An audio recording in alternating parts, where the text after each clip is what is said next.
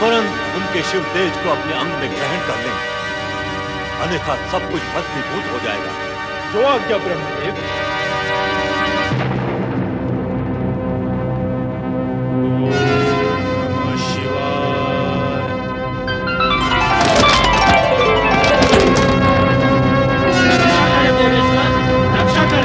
तारकासुर के कारण कष्टों का अंत नहीं है महेश्वर।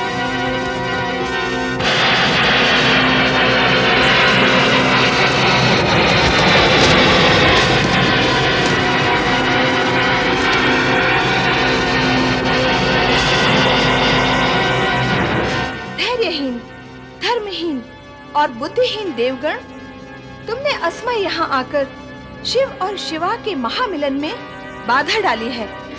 दो प्राणों के महामिलन को अपूर्ण किया है। पूर्णता में बाधक देवताओं, मैं तुम्हें श्राप देती हूँ कि तुम भी सदा अपूर्ण रहोगे। तुम सदा सदा के लिए निसंतान रहोगे। तुम्हारी पत्नियां कभी भी माता होने का सौभाग्य प्राप्त नहीं कर सकेंगी। क्षमा करें माँ, हम पर दया करें माता पार्वती, हम पर दया करें। दया करें माँ, दया करें, हमें क्षमा करें माँ, क्षमा करें, दया करें माँ, दया करें।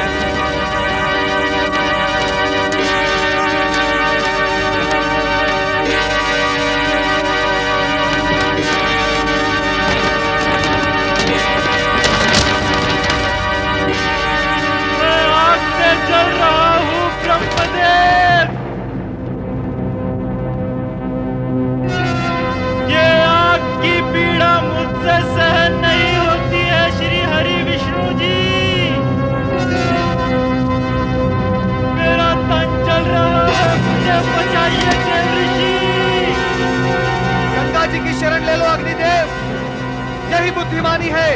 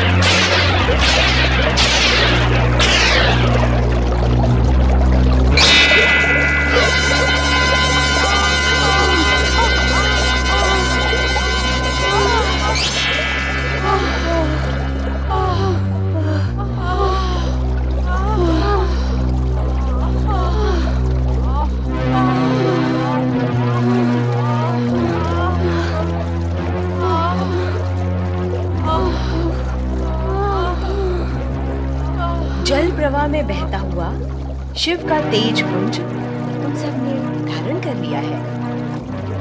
अब इस पीड़ा और संकट का निवारण केवल शिव आराधना ही है। आओ तट पर बैठकर पंचाक्षरी मंत्र का जाप करें। शिव सदा मंगल ही करें।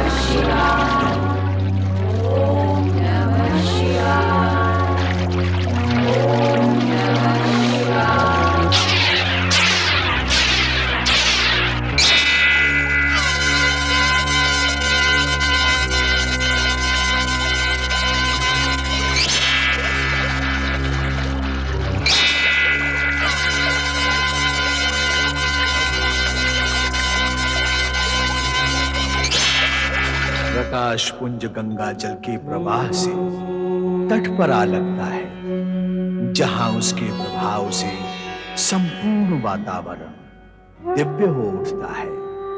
वेग से चलते पवन के चंचल स्पर्श से पत्ते लयबद्ध ध्वनि करने लगते हैं। तट पर ऋषि विश्वामित्र शिष्यों सहित यज्ञ कर रहे कि अकस्मात शिशु के रुदन की गूंज उन्हें सुनाई देती है।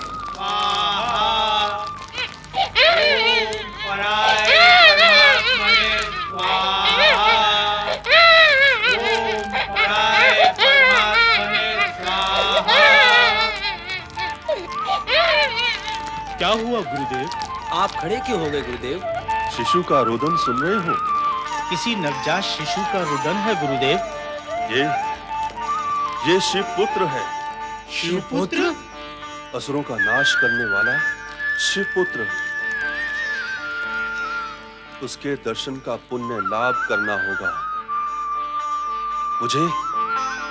मुझे इसी घड़ी की प्रतीक्षा थी शिवपुत्र, इसी घड़ी की प्रतीक्षा।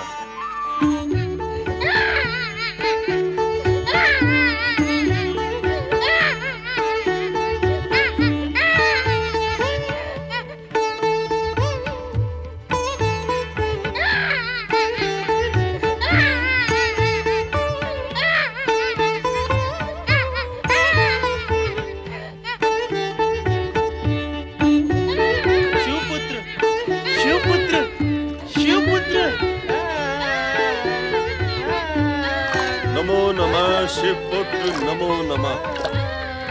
हे शिव तेज पुत्र, नमो नमः। महर्षि विश्वामित्र, सिकंद नाम शक्ति पुंज, नमो नमः। हे शिवपुत्र, शिव के तेज से उत्पन्न होने के कारण आप में वो सभी शक्तियां विद्यमान हैं जो भगवान शिव में है।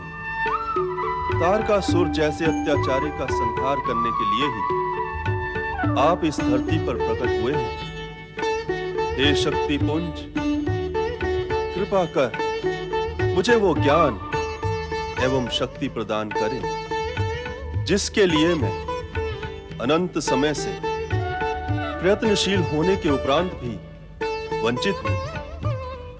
कृपा करें ऐ कृपा निधान, दया करें ऐ दया निधान, कृपा करें। ज्ञान और शक्ति आप में समा गई है। आप राजर्षि से महर्षि बन चुके हैं। अब मैं आपको ब्रह्म ऋषि बनने का वरदान देता हूँ। शिव कृपा से आपके हृदय में धर्म ज्ञान प्रकट होगा। आपका स्थान ब्रह्म ऋषि में श्रेष्ठ होगा।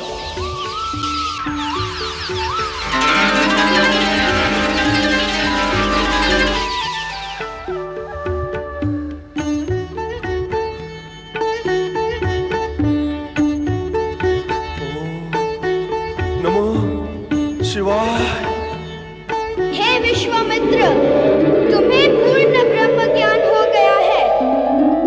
अब तुम ब्रह्म ज्ञानी हो गए हो।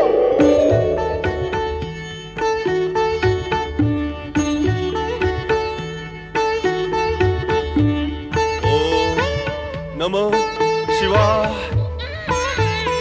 दुखी जन का रुदन दूर करने के लिए तो आप प्रकट हुए हैं और स्वयं रुदन कर रहे हैं। आपकी लीला का प्रयोग मुझ पर क्यों भगवान, जगत पर करें।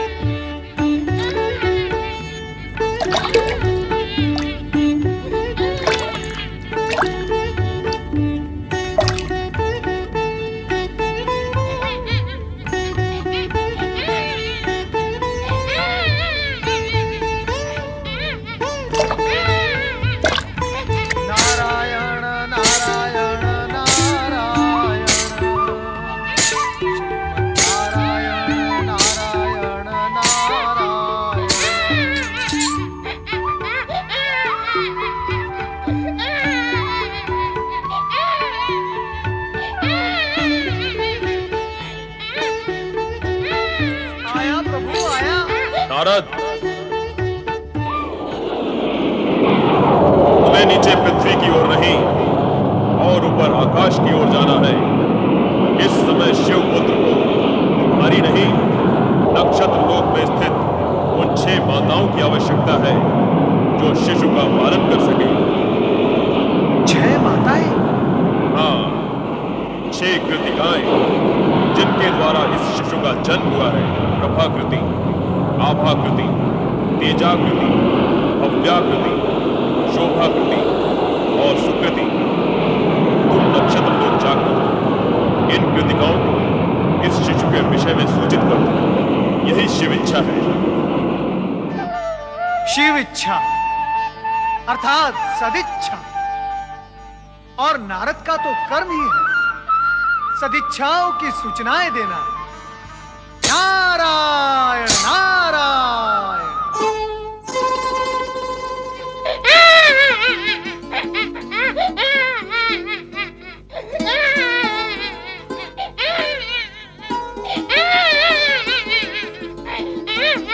कैसे कौन शिशु रो रहा है?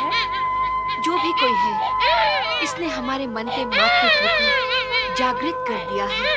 हाँ, मुझे भी ऐसा ही लग रहा है। लग तो ऐसा ही रहा है जैसे कि अपना ही शिशु रो रहा है। जब हम सभी को ऐसा लग रहा है तो हमें तुरंत शिशु की खोज करनी चाहिए। भव्याकृति कुछ दिखाई दिया? नहीं, तेजाकृति, प्रभाकृति, शोभाकृति और आभाकृति किसी को भी कुछ दिखाई नहीं दे रहा। नारायण नारायण। देवर्षि, आप और यहाँ आप तो तीनों लोकों में भ्रमण करते हैं, आज नक्षत्र लोक में आना कैसे हुआ? नारद जिस लोक में भी जाता है लोक कल्याण के लिए ही जाता है, और आज नक्षत्र लोक में भी इसलिए आया है कि आपने मातृत्व जागृत होने के कारण आप सभी की गोद भर देने का सुफल देना चाहता है। नारायण नारायण। ये आप क्या कह रहे हैं देवर्षि? मैं नहीं, उस शिशु का रुदन कह रहा है जो आपके मातृत्व के अभाव में व्याकुल है। अर्थात जिस शिशु का रुदन सुनकर हमारा मातृत्व जागृत हुआ है, आप सभी उसकी माताएं हैं। मातृ प्रेम अकारण तो उत्पन्न नहीं होता। आप सभी ने पिछले जन्म में दिव्य पुत्र की माताएं बनने का वरदान प्राप्त किया था। वो वरदान अब फलित हुआ है, और यही शिशु आपकी मातृ भावनाओं की पूर्ति करेगा। इसीलिए सखन वन के जल में रुदन द्वारा वो आप सभी को पुकार रहा है। परम पिता ब्रह्मा जी के वरदान अनुसार महाबली तारकासुर का वध इसी शिशु द्वारा होगा। दुष्ट तारकासुर की कुदृष्टि इस पर ना पड़े, इसीलिए कुमार अवस्था प्राप्त होने तक इसका लालन पालन यहाँ नक्षत्र लोक में आप सभी के द्वारा होगा। अर्थात हम सब उसकी माता हैं और वो हमारा पुत्र है। सत्य कहा आपने। ये पुत्र ऐसे सुख प्रदान करेगा अपनी माताओं को कि जन्म जन्मांतर तक उस सुख का स्मरण करके तुम सुखी होती ही रहो। देवर्षि, इतने समय से आप चर्चा ही कर रहे हैं। आपकी ये लंबी चौड़ी चर्चा माताओं और पुत्र के बीच अवरोध बनी हुई है, तो अब विलंब क्यों? आओ चले, शीघ्र चले।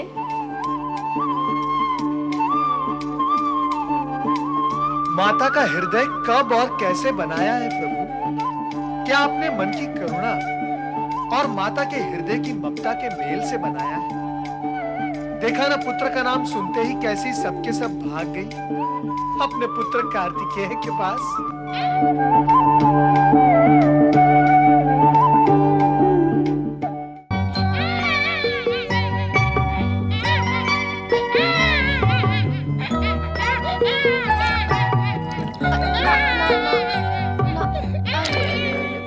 बस बस बस बस मेरे लाल, बस मैं आ गई।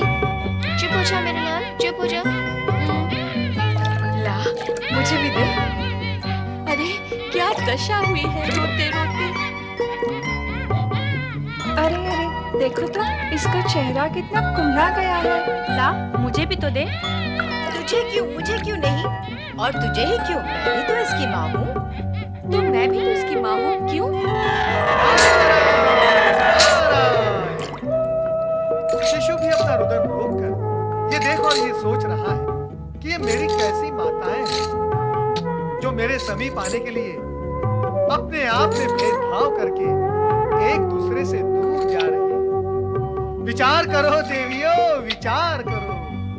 नारायण नारायण। मेरा लाल, नहीं नहीं नहीं। सब मिलकर इस शिशु का पालन पोषण करेंगे। नक्षत्र लोक ले जाकर। हाँ देव ऋषि, हमारा वास्तव वही है।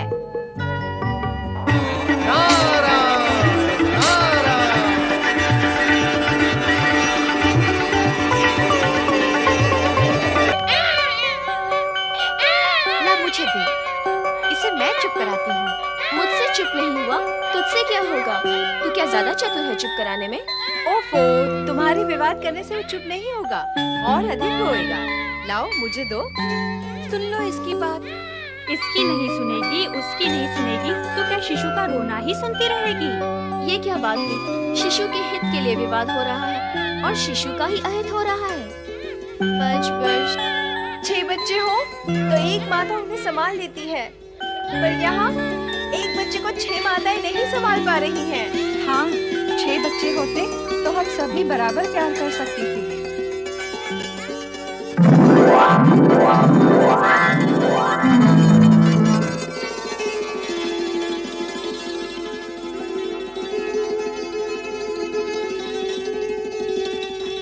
छह बच्चे नहीं तो क्या, 6 मुख तो है।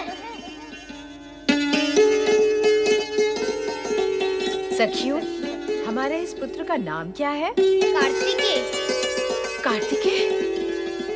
आप सभी मेरी माताएं हैं, 6 माताएं। कृतिकाओं का पुत्र होने के कारण मैं कार्तिकेय हुआ।